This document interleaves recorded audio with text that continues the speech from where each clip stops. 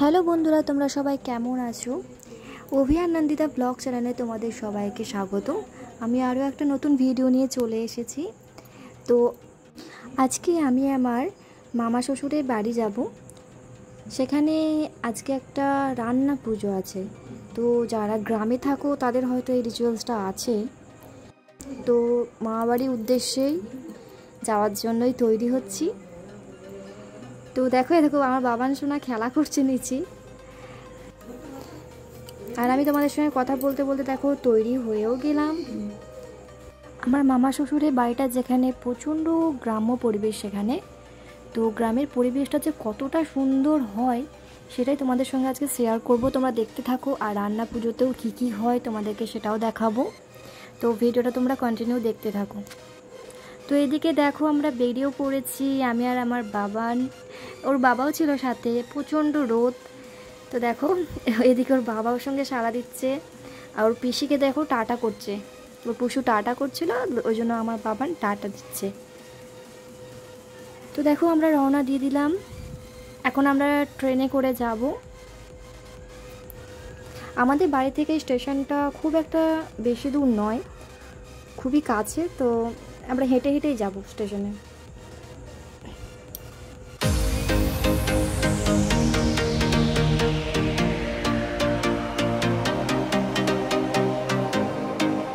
দেখো স্টেশনটা দেখাই যাচ্ছে, আর এখানে একটা পুকুর আছে। এখানে পদ্ম পাতা হয়, খুব সুন্দর পদ্ম ফুল হয়। কথা বলতে বলতে দেখো স্টেশন চলে এলো, খুবই কাছে আমাদের বাড়ি। বললাম না তোমাদেরকে, আমাদের স্টেশনের নাম বেলমুড়ি। তো চলো আমি এখন টিকিটটা কেটে নিই। টিকিট কাটা হয়ে গেছে, আমি দেখো স্টেশনে চলে এসেছি। আর এদিকে ওর বাবা ওকে ডেকেই যাচ্ছে। ওর বাবাকে ইগনোর করছে, তাকাচ্ছে না। দেখছো এত দুষ্টু ও। এখন বাইরে বেরিয়ে চারিদিক খালি দেখছে, এদিক ওইদিক। আর যা রোদ গরম ছিল, প্রচণ্ড গরম। বাবান তো প্রচণ্ড ঘেমে যাচ্ছিল।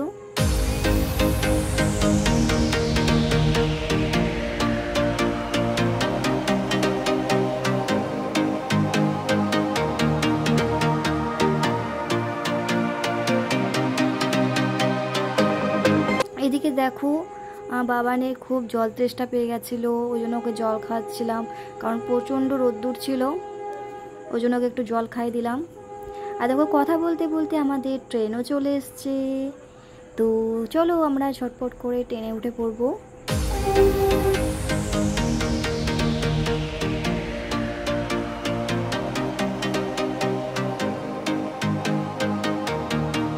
তো দেখো বন্ধুরা, আমাদের ট্রেন ছেড়েও দিয়েছে। তো আমরা রওনা দিচ্ছি। মাত্র একটা প্ল্যাটফর্ম, আমাদের বাড়ি থেকে মামার বাড়ি একটা মাত্র প্ল্যাটফর্ম। দেখো পোড়াবাজার চলে এসেছি। এমনকি স্টেশনটা বেশি দূরও নয়, বেশি দূর ডিস্টেন্স নয়, খুবই কাছে। তো দেখো পোড়াবাজার আমরা চলে এসেছি। তোমরা কে কে এইদিকে আসো বলবে, কমেন্ট করবে, ওকে?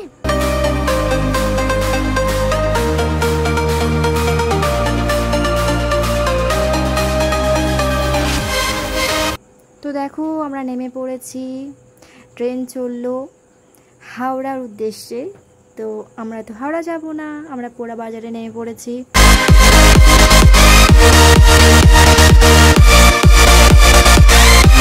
তো আমরা নেমে পড়েছি। এবার আমাদেরকে টোটো করতে হবে। টোটোতে চেপেও পড়লাম। দেখো তোমরা খালি দৃশ্যটা দেখো, কতটা সুন্দর। খালি চারিদিকে সবুজ মাঠ আর সবুজ মাঠ।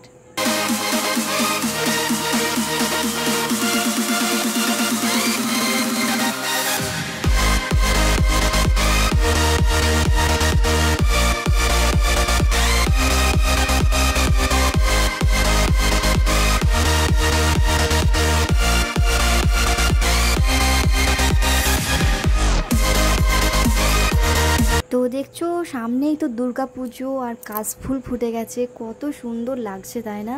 সবুজ মাঠ আর কাশফুলগুলো খুবই সুন্দর লাগছে দেখতে। আর শরৎকাল মানেই তো কাশফুল আর দুর্গা পুজো আমাদের বাঙালিদের। তো দেখো আমরা টোটো থেকে নেমে পড়েছি। এবার আমরা হেঁটে হেঁটে যাচ্ছি, আর আমার বাবান সোনা টোটোর মধ্যে ফুরফুর করে ঠান্ডা ঠান্ডা হাওয়া দিচ্ছিল আর ঘুমিয়ে পড়েছে। তো টোটো থেকে নেমে আর একটুখানি আমাদেরকে যেতে হবে।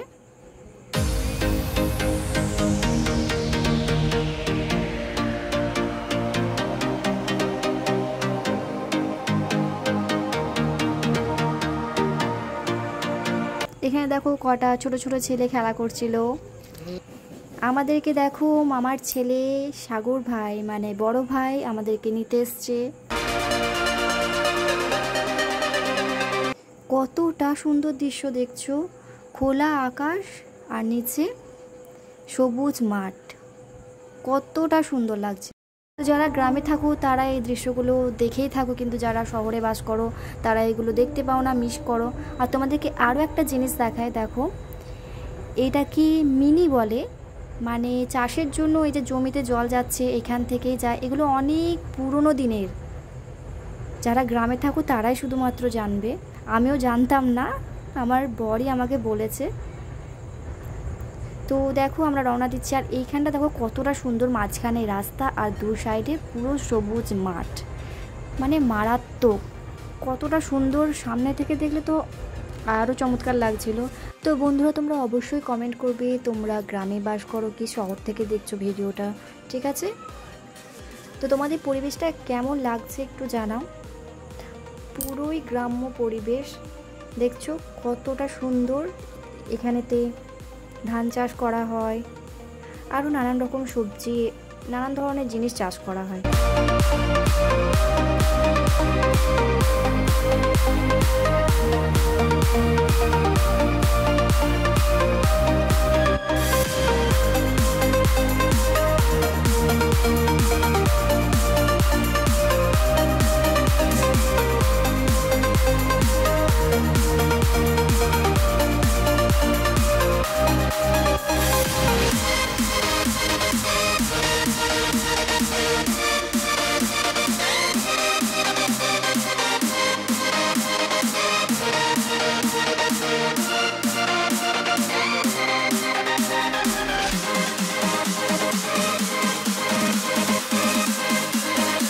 দেখো বন্ধুরা আমার বাবান কিন্তু এখনও ওঠেনি, ও প্রচণ্ড ঘুমিয়ে গেছে, কারণ সকালবেলায় অনেকক্ষণ আগে উঠেছিল, একবারও ঘুমায়নি সারাদিনে, তার জন্য হাওয়া পেয়েছে আর ঘুমিয়ে গেছে।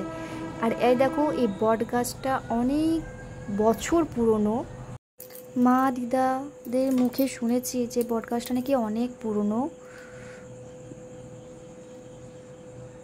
তো দেখো এইখানে আমাদের একটা মন্দির, কালী মন্দির আছে, রক্ষা কালী মন্দির। এখানে বৈশাখ মাসে অনেক বড় করে পুজো হয়। ভাই দেখো ব্যাগটা রেখে চলে এলো আবার।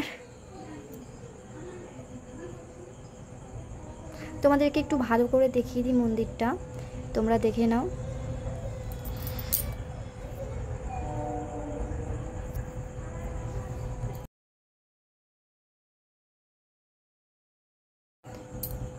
দেখো আমরা শর্টকাট দিয়ে যাচ্ছি, কারণ প্রচণ্ড রোদ্দুর, আর বাবান যেহেতু ঘুমিয়ে গেছিলো ওই জন্য আমরা এই বাড়ির ভেতরে ভেতরে চলে গেলাম। আর গ্রামের পরিবেশ মানে জানো তোমরা, বাড়ির ভেতরেও রাস্তা থাকে ভেতর দিয়ে, তো বাড়ির ভেতরে ভেতরে শর্টকাট দিয়ে আমরা চলে গেলাম।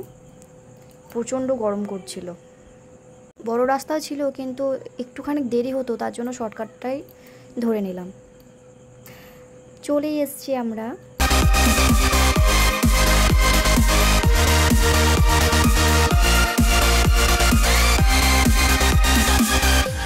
তো দেখো আমরা পৌঁছে গেছি মামার বাড়িতে।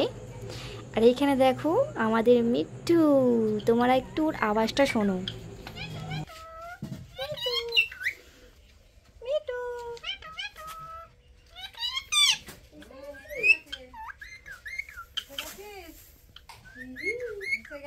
এখানে মিঠু এসে গেছিস বলছে, দেখছো?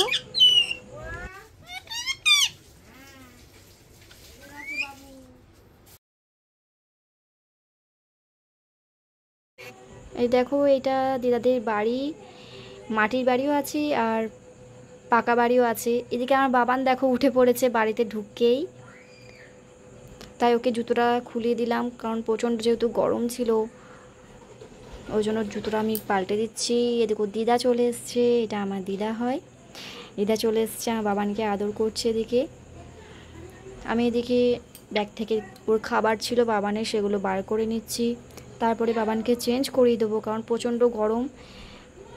তো দেখো এটাই আমার মামার বাড়ি, গ্রামের মধ্যে, তার জন্য এখানকার বাড়িগুলো এরকম টাইপেরই হয়। তো তোমাদের ভালো করে একবার বাড়িটা দেখিয়ে দিই। এই পাকা বাড়িটা রিসেন্ট হয়েছে কিছুদিন আগে, না হলে দিদাদের মাটির বাড়ি আর টালির চাল ছিল। দেখো এটা কলতলা। আর তোমাদেরকে রান্নাঘরটাও শেয়ার করি। দেখো মাটির উনুনে রান্না হয় এখানে, ঠিক আছে। গ্যাসও ইউজ হয় বাট খুব কম, এখানে বেশিরভাগ মাটির উনুনে রান্না হয়, কাঠে।